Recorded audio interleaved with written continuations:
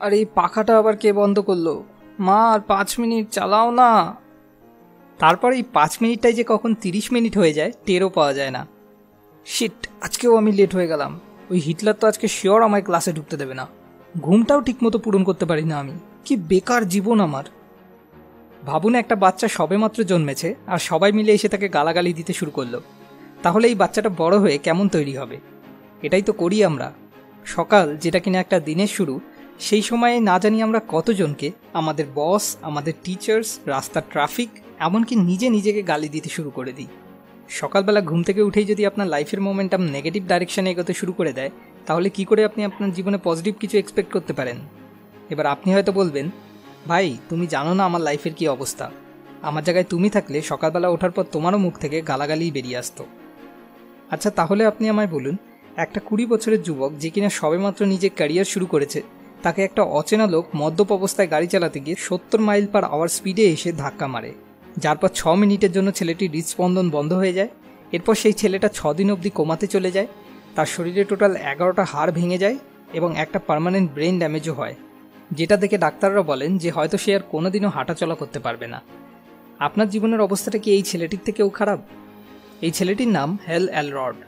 এই অ্যাক্সিডেন্টের পর ছেলেটি ডাক্তারদের ভুল প্রমাণ করে আবার শুধু হাঁটতেই শুরু করে না, তার সাথে সাথে 52 মাইলের আল্ট্রা ম্যারাথন রানারেও পরিণত হয়, যার সব টাকা সে আবার একটা চ্যারিটিতে ডোনেট করে দেয়। আজ হেল এলরড শুধু একজন ম্যারাথন রানারই নন, তার সাথে সাথে উনি একজন hall of fame business achiever, international keynote speaker, success coach, hip hop recording artist এবং বহুবার নাম্বার 1 বেস্ট সেলিং অথরেও পরিণত হয়েছেন। কিন্তু সবথেকে দুঃখের ব্যাপার, এই কিছু সপ্তাহ আগেই ওনার আবার ক্যান্সার ধরা পড়েছে এবং বর্তমানে উনি ক্যান্সারের সঙ্গে লড়াই করছেন। আজ আমি ওনারই বই দ্য মিরাকল মর্নিং থেকে আপনার সঙ্গে কিছু এরকম সিম্পল হ্যাবিট শেয়ার করতে চলেছি, যেগুলো ব্যবহার করে শুধু লেখকই নন, তার সঙ্গে সঙ্গে আরও লক্ষ লক্ষ মানুষ নিজের জীবনে মিরাকল ঘটাতে সফল হয়েছেন।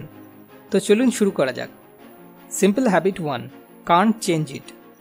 হেল মনে করেন এই 3টে ম্যাজিক্যাল ওয়ার্ডস তার অ্যাক্সিডেন্টের পর তাকে রিকভার করতে সবথেকে বেশি সাহায্য করেছিল, যেটাকে উনি এবিসিস অফ লাইফও বলেছেন।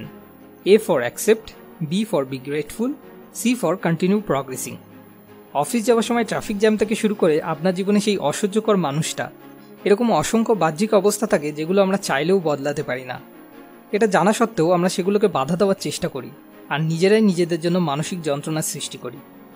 আমরা সবাই জানি ট্রাফিক জ্যামে ফেসে যাওয়ার পর জোরে জোরে হর্ন বাজালেই সামনের গাড়িগুলো গায়েব হয়ে যায় না, তবুও আমরা সেই হর্ন বাজাতেই থাকি। সবার প্রথমে আমরা অতীতের কোনো একটা ঘটনাকে ধরি যে ইস রে, আজকেও আমি বাড়ি থেকে বেরোতে লেট হয়ে গেলাম, যার কারণে বর্তমানে ফ্রাস্ট্রেটেড হতে শুরু করি, যদিও আমরা জানি যে আফসোস করলেই অতীতটা বদলে যাবে না। আর তারপর আমরা ভবিষ্যতে কিছু একটা অনুমান করি, এর জন্য মনে হয় আজকে বস বিশাল রাগারাগি করবেন। মানে আবার এমন একটা জিনিসকে ধরি যেটা হতেও পারে আবার নাও হতে পারে। তো এই মানসিক যন্ত্রণা থেকে মুক্তি পাওয়ার জন্য আমাদের এই 3টে ম্যাজিক্যাল ওয়ার্ডস ইউজ করতে হবে। কান্ট চেঞ্জ ইট, মানে বদলানো সম্ভব নয়। এরকম নয় যে কখনোই ফ্রাস্ট্রেটেড হব না বা রাগ করব না। আরে না ভাই, মানুষ যখন রাগ তো হবেই। এখানে আপনাকে 5 মিনিট রুল অ্যাপ্লাই করতে হবে। ঠিক আছে, রাগ হচ্ছে, করো রাগ, কিন্তু 5 মিনিটের জন্য। যেই 5 মিনিট পেরিয়ে গেল অমনি নিজেকে বলতে হবে, ওকে, কান্ট চেঞ্জ ইট। ট্রাফিক জ্যামে ফেসে গেছি, ওকে, কান্ট চেঞ্জ ইট। তো ফালতু রাগ করে কী লাভ?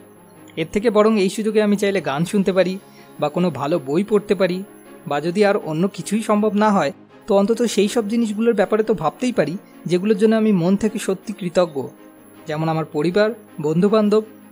যত বেশি আপনি এই অভ্যাসটাকে প্র্যাকটিস করবেন, তত তাড়াতাড়ি একদিন এই 5 মিনিটটা আপনার জন্য 5 সেকেন্ডে নেমে আসবে। প্রতিটা মানুষের জীবনে 2টো পৃষ্ঠা থাকে।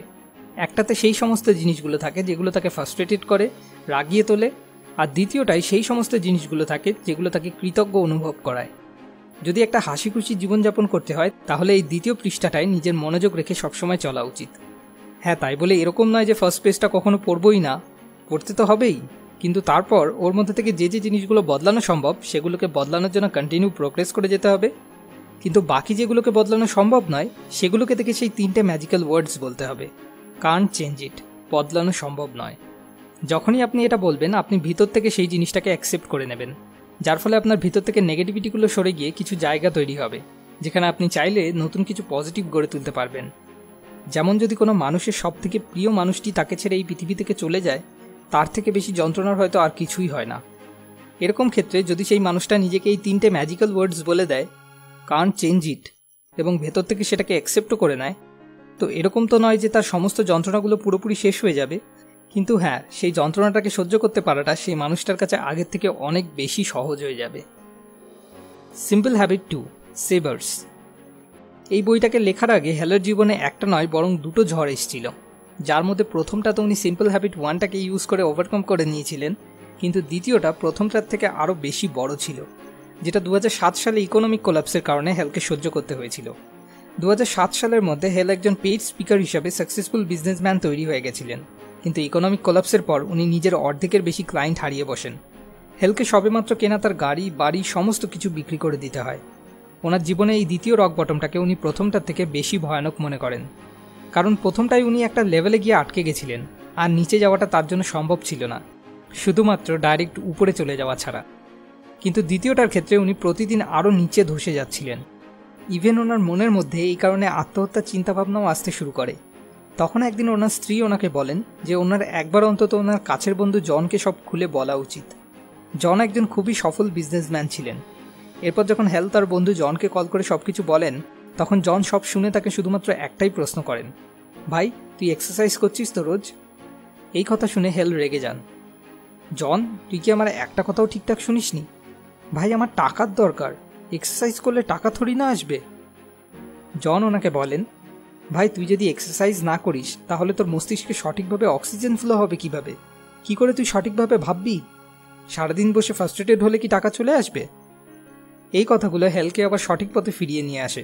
আর রিসার্চ করে উনি জানতে পারেন বেশিরভাগ সফল লোকেরা সকালে উঠে silence, affirmation, visualisation, exercise, reading এবং স্ক্রাইবিং, এই 6টা জিনিসের মধ্যে কোনো না কোনো একটা জিনিস অবশ্যই করেন।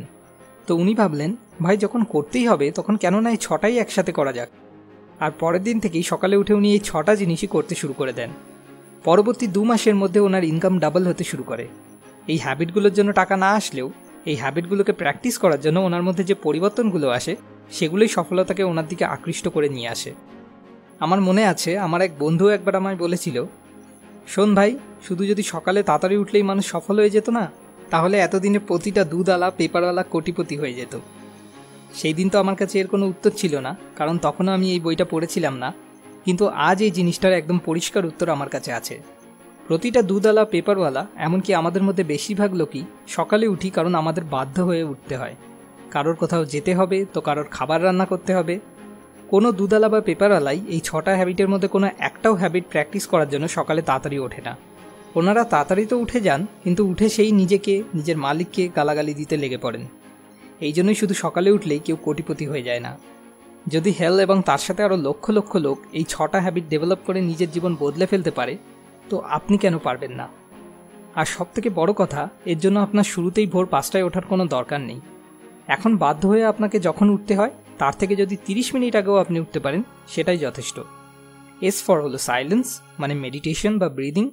এ ফর হলো অ্যাফার্মেশন, মানে নিজের জীবনে যে যে জিনিসগুলোর জন্য আপনি কৃতজ্ঞ সেই সব জিনিসগুলোকে মনে করে সেই বড় শক্তিকে মন থেকে থ্যাংক ইউ বলা। ভি ফর ভিজুয়ালাইজেশন, মানে আপনার জীবনে যা যা লক্ষ্য বা স্বপ্ন আছে সেগুলোকে মনে মনে ভাবা যে আপনি সেগুলোকে হাসিল করতে সফল হয়েছেন। ই ফর এক্সারসাইজ, যেটা মন চায়, একদম বেসিক, যেমন সিট আপ বা পুশ আপ, যেটা খুশি। আর ফর রিডিং, যে কোনো একটা ভালো বই পড়া। এবং এস ফর স্ক্রাইবিং, মানে লেখা, নিজের স্বপ্ন বা লক্ষ্যগুলোকে কোনো ডায়েরি বা জার্নালে লেখা। এই 6টা অভ্যাসের মধ্যে যে কোনো একটাকে চুজ করুন, আর কাল থেকেই সকালে শুধুমাত্র 30 মিনিট আগে উঠে সেটাকে প্র্যাকটিস করতে শুরু করুন। আপনি যদি চান তো এই বইটাই, দ্য মিরাকল মর্নিং, কিনে এই বইটা পড়া থেকেই শুরু করতে পারেন। নিচে ডেসক্রিপশনে দেওয়া লিঙ্ক থেকে গিয়ে amazon.in থেকে আপনি এই বইটা চাইলে কিনতে পারেন। যেমন হেল এই বইটাতে বলেছেন, sometimes it's very hard to move on, but once you move on you will realise it was the best decision you have ever made. আমরা সবাই মন থেকে প্রার্থনা করি হেল আপনি যত তাড়াতাড়ি সম্ভব সুস্থ হয়ে উঠুন, কারণ আপনার মতো মানুষদের এই পৃথিবীর সত্যি খুব খুব প্রয়োজন। যদি এই ভিডিওটা 1K লাইক ক্রস হয়ে যায় তো আমি আপনাকে কথা দিচ্ছি আমি এই বইটার উপর দ্বিতীয় আর একটা ভিডিও বানাবো, যেখানে আমি ডিটেলসে আপনাদের সাথে শেয়ার করব যে কিভাবে খুব সহজেই এই অভ্যাসগুলোকে গড়ে তোলা সম্ভব। তো যদি এই ভিডিওটা থেকে আপনার নিজের জীবনে কোনো সমস্যার সমাধান খুঁজে পেতে সত্যি এতটুকুও কোনো সাহায্য হয়ে থাকে, তাহলে অবশ্যই এই ভিডিওটা লাইক করুন।